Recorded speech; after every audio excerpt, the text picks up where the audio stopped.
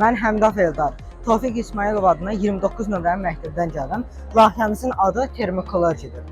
Layihəmizdə dəniz və ya göl suyunun səth temperaturu ilə mühit temperaturu arasındakı fərqdən istifadə edərək termoelektrik prinsipinə əsasən işləyən peltier materialları vasitəsilə enerji əldə olunur.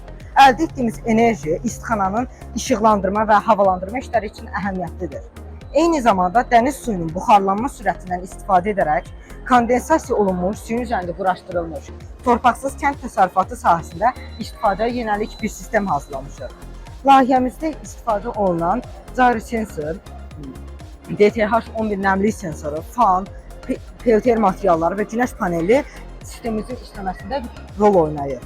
Belə ki, elektrik enerjisi peltier materiallarından aldığımız elektrik enerjisi üzərisində olan günəş panelləri ilə birlikdə bateriyanı zaretə qoymaq üçün istifadə olunur.